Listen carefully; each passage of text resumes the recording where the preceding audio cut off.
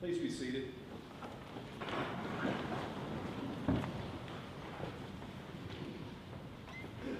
Our observance of Lent will be coming to a close soon. Next Sunday will be Palm Sunday, which will lead us into Holy Week. Now, Lent for me has been a time to reflect and to consider how I follow Jesus, how my faith has changed, how I have come to realize how much more I need God. Spending more time with the Scriptures and God each day has brought me new understandings, not about God, but about myself. Sometimes I'm even lucky enough to glean something new, to see something in a new light that was not there before, to help me to ask questions, some of which I still seek answers to. I think we all come to a place where we are seeking Jesus on a new level. In our gospel reading today, some Greeks have come seeking Jesus. It's said that there were some Greeks among those who came up to worship at the feast, and they went to Philip with a request. We would like to see Jesus. So Philip goes and tells Andrew, and Philip and Andrew go tell Jesus. And Jesus replied, "The hour has come for the Son of Man to be glorified." These Greeks, these Gentiles, were in Jerusalem for the Passover feast. They were thought to be God-fearers, those that were attracted to the one God belief of the Hebrew people, to a God whose moralities and laws that they too believed in, but they also had some questions and they wanted to know and understand some things that they did not understand. So they were seeking Jesus for answers, someone who could lead them to this faith. But nothing else is written about these Greeks.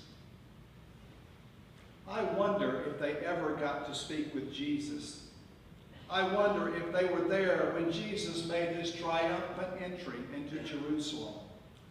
I wonder if they were in the crowd and heard the chants, "Crucify him." Or were they there when Jesus was led to Golgotha and the cross?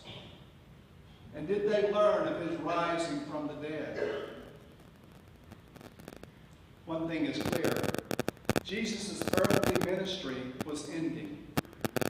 And I would like to think that they did get to stop and talk with Jesus for a few moments. We are a lot like these Greeks, these Gentiles sometimes. How many times in our life have we sought something that was not what we needed? Or maybe we waited in line many times to find out that what we were waiting on was gone, was not worth the wait. We come seeking Jesus at different times in our lives. Sometimes we come for answers. We come seeking answers not about God, but about ourselves and how we fit into our faith and our beliefs. Sometimes we seem to have more questions, which is not a bad thing. But sometimes we struggle with what we believe. One such person who struggled with answers about his Christian faith was C.S. Lewis. Now, Lewis grew up in a Christian home, but he lost his faith, and he became a determined atheist after his mother died of cancer. Lewis had prayed for her to be healed, and after her death, he became disillusioned and started down the path devoted to rationalism and atheism. Lewis was deeply bothered by evil and the suffering in the world that he saw, and it did not fit in what he imagined God to be. Lewis said, "My argument against God was that the universe seemed so cruel and unjust." In time, Lewis came to see evil and suffering as both an argument against atheism and an argument for God and Christianity. Lewis said, "My argument against God was that the universe seemed so cruel and unjust. Just how had I come to the idea of just and unjust.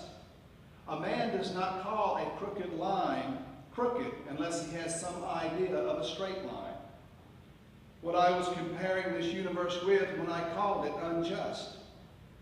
Thus, the very act of trying to prove that God did not exist, in other words, that the whole reality was senseless, I found I was forced to assume that one part of reality, namely my idea of justice, was full of sense. So atheism turned out to be too simple. If the whole universe has no meaning, we should never have found out that it has no meaning. Lewis was not won to Christianity overnight. Christian friends such as J.R.R. Tolkien, Owen Barfield, Hugo Dyson, and others walked with him in his return to Christianity. Lewis finally came in number in all of England. Lewis spoke and wrote often of a deep longing of the human heart that this world cannot satisfy, and presented it as evidence for God. Joy was a reoccurring experience for Lewis as a child and adolescence, and it came to him through nature and literature and music. Lewis argued this longing is common to all mankind, since humans desire something this world cannot satisfy. Something exists outside this earthly world that can satisfy, namely God. He said, I find myself with a desire that no experience in this world can satisfy. And the most probable explanation is that I was made for another world, a world with God. I have a friend I work with named Roger, and he, like the Greeks, came seeking something too. It was around the madness of Christmas time, the Christmas sales called Black Friday. And this year's Black Friday sale found Roger at the local Walmart waiting in line 4 hours for a large screen TV. He told me later, rather dejectedly, that he had waited 4 hours and that they had run out of TVs and he didn't get one. So I had this idea and I asked him, I said, do you need a TV? He said no, he had a nice TV. But the sale was so good he couldn't pass it up. So I tried to console him somewhat and observed, well, you did not get what you did not need. Now, I don't know if that helped a whole lot, but he did see that really the only thing that he lost was a little bit of time. But the good news is that we come seeking what we do need. And when we come seeking God, we find Him. Jesus lays out for the disciples what is about to happen. Jesus is predicting his death and resurrection, and through this would flow the greatest good ever to come to the world. Jesus would ascend into heaven to reign at God's right hand, and he would draw all people to himself without regard to nationality, ethnic affiliation, or status.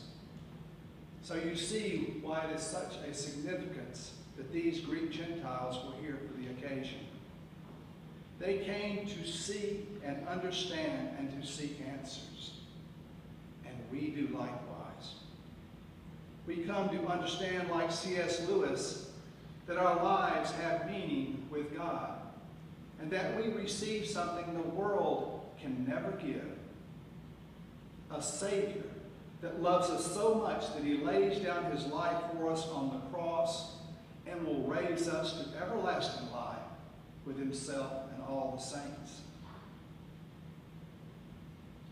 And like my poor friend Roger, we will not waste our time because Jesus doesn't run out. He doesn't expire. And we won't be disappointed because we will find what we are seeking. In Matthew's Gospel in the 7th chapter, Jesus tells us, ask and it will be given unto you. Seek and you will find. Knock and the door will